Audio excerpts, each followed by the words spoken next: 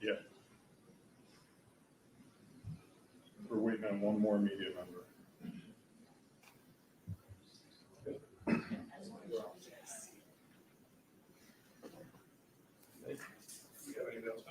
We're all set. We have one, I believe. Yep. You call it. We're all set. Okay, good. Ready? Yep.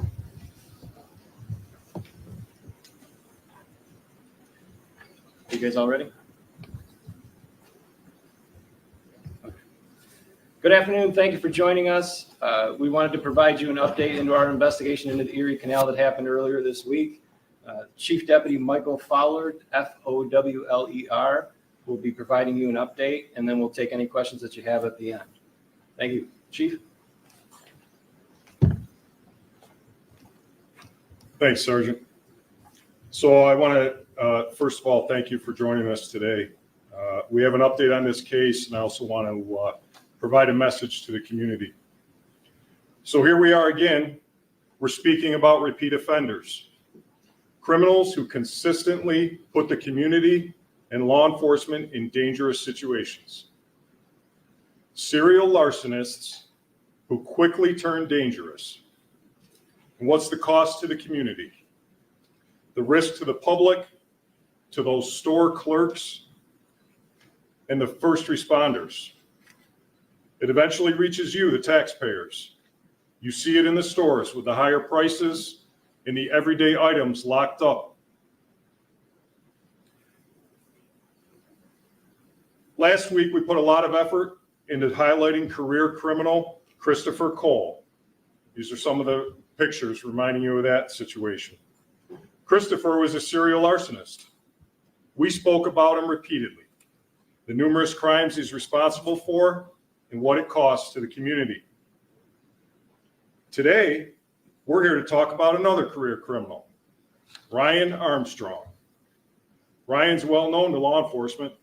He's been a criminal for 23 years. More than half of his lifetime, he's been a criminal.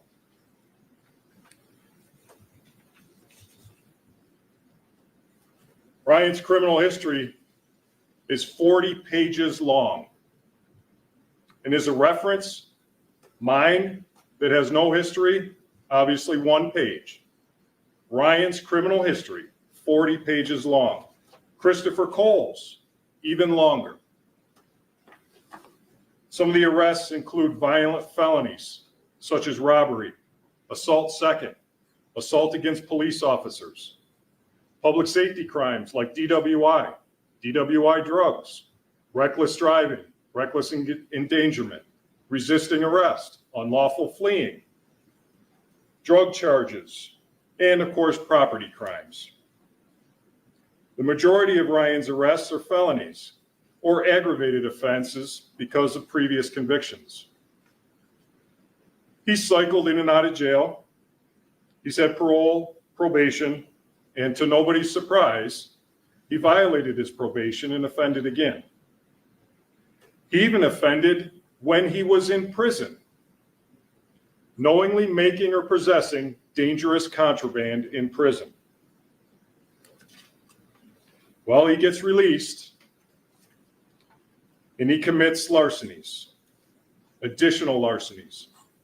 And some people might say, well, he's just stealing property. But let's look at his history. Let's look at the lengths that Ryan is willing to go to commit those larcenies. A person lost their life at his hands in the act of stealing. And make no mistake, Ryan is responsible for that life. Ryan is behind the wheel. He's committing the crime of fleeing from the police. Remember, Ryan is a double predicate felon.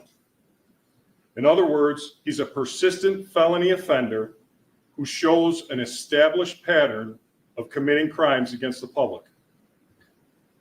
He's charged with 8 different offenses just in a 2-year period. He gets sentenced to prison in January of 23. He gets released in January of 25. And now what? Now where are we? His crimes have escalated to manslaughter. I think we can safely state this guy's a danger to the community. He has no business being on the streets. So on Tuesday, Ryan and Reggie decide to load up their box truck with stolen merchandise. When the deputies spotted them, they were just aimlessly driving around the Clarkson area, probably looking for another store to victimize. When the deputies attempted to stop the truck, Ray decides he's going to make a run for it. I'm going to show you some video of that.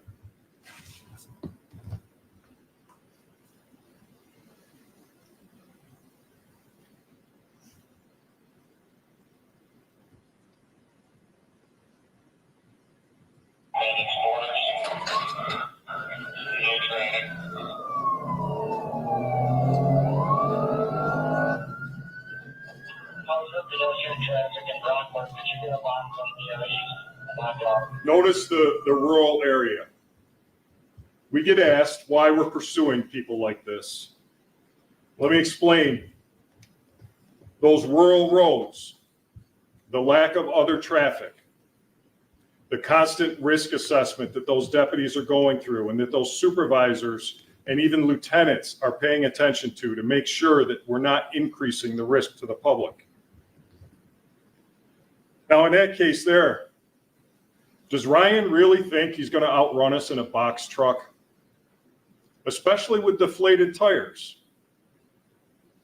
We were able to deploy the spike strips and deflate multiple tires on that truck.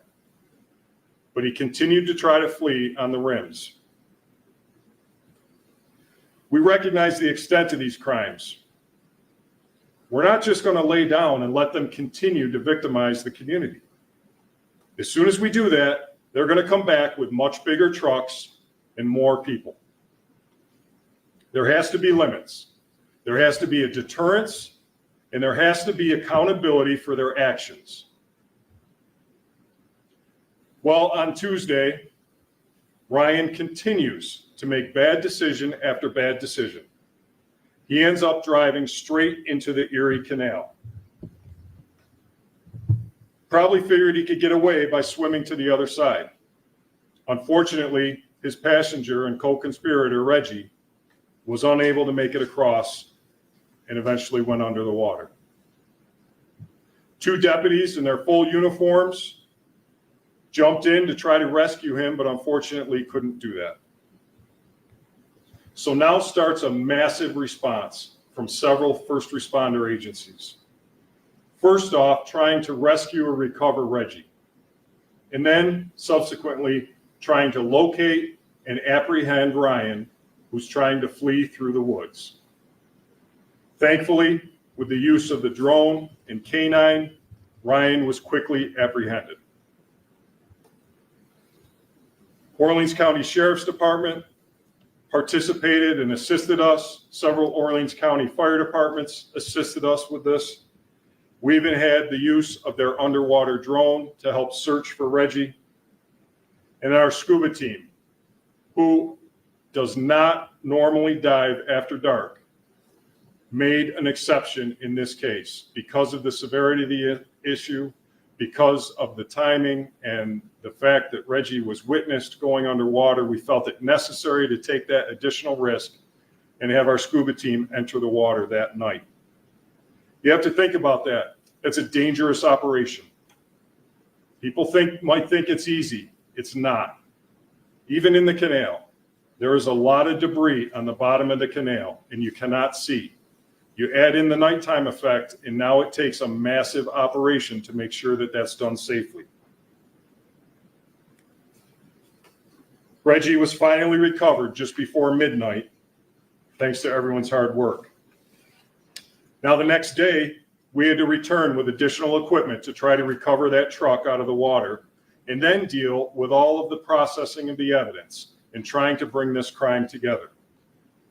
Just the continuation of an immense amount of effort, risk, and expense that has to go into investigating these cases. I'm going to show you a short video of the recovery.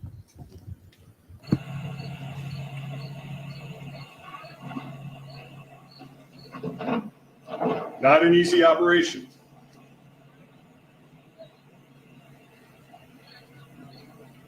That truck is full of water and merchandise. We had to have divers go in to attach the cables.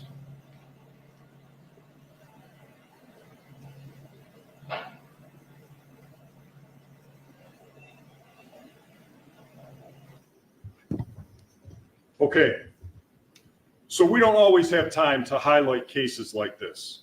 We'd be here every week doing these press conferences.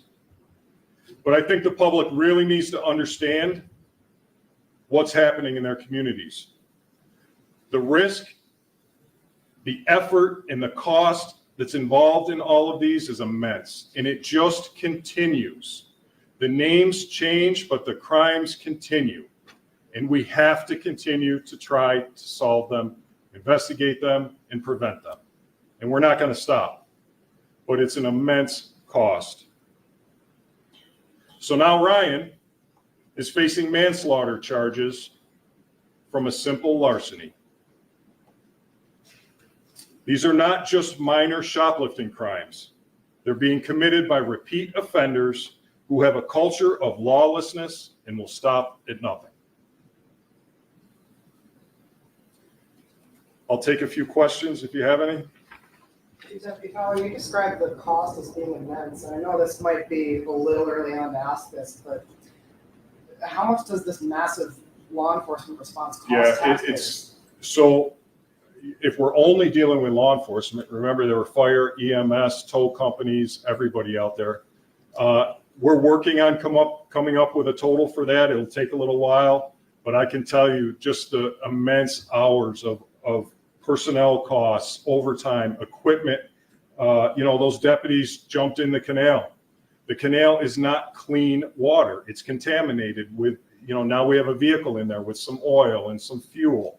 So they'll need new uniforms, all the things that go into that. And the fact that this is not the only public safety effort that's going on at that time. So now you're taking resources away from other people that need it.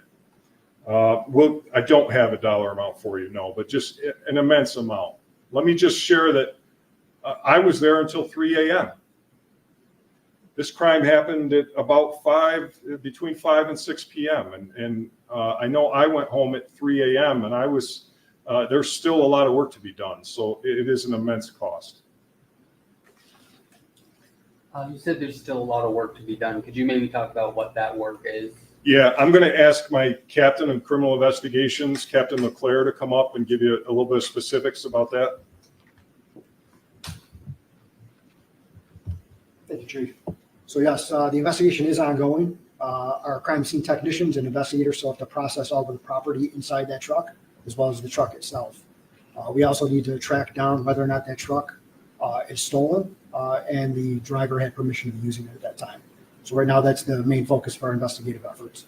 How long do you expect an investigation of this scale to take, just processing the truck and everything inside of it? It's hard to say right now. What I can tell you is that the truck is difficult to process based on the fact that it was in the water and the manner in which Mr. Armstrong was driving it. So it's hard for me to give you a number on that. Chief Deputy Fowler, I understand the State Attorney General's office is involved in some sort of investigation of this pursuit just because of the death that was involved. And I'm wondering if you could speak on Sure. what's being done on that end. So by law in New York State, when any incident where the police are involved that results in a fatality, the Attorney General has the investigative authority to come in and review that case and make a determination on the appropriateness of the police involvement and whether there was any cause for criminality in that. So what that looks like is at the moment we recovered Mr. Russell that night out of the water, we had proof of a fatality. We notified the Attorney General's office and self-reported that the instances of this case and shared the details. They sent an investigator out to our substation at C-Zone and worked with us looking over our shoulders, participating in the interviews and reading the reports, watching the dash camera video, the body camera video, and all of that. They will take that back, they'll conduct an investigation, and they'll make a determination based on this. To the extent that the sheriff's office has reviewed all of this, do you believe that pursuit policies were followed accurately? Yes, we do. Yep. Based on the deputy's experience, we know this is not just a shoplifter. That's not the case here. These are career criminals that are just constantly victimizing the community. And as soon as we lay down and stop and let them go, this is just going to explode even worse. We have to do our job. We have to try to prevent this and try to stop it. There has to be some sort of deterrence. So what, I guess, methods or strategies are you seeking to implement in order to stop something like Good that question. happening? Thank you. Thank you. So first off, as law enforcement, there's only so much we can do ahead of the fact, right? When it comes to prevention. We're involved in that. We're trying to involve in education. We deal with retailers on how to secure their products, how to prevent sort of things like this, how to react when it does happen. But we're also open for discussions in the community. What else can we do? We've talked a lot about all of the criminal justice reform that's taken place over the last several years and the impact that's had on the type of crime. But, when it comes to this, without a deterrence, I don't know what else there is. Any other questions? Just to clarify, with Reginald Russell, did he attempt to swim across the canal, or was he stuck in the truck? Yeah, he attempted to swim away just like Ryan did. And I don't know for sure, but it appears he didn't know how to swim. He probably misjudged the depth of the canal.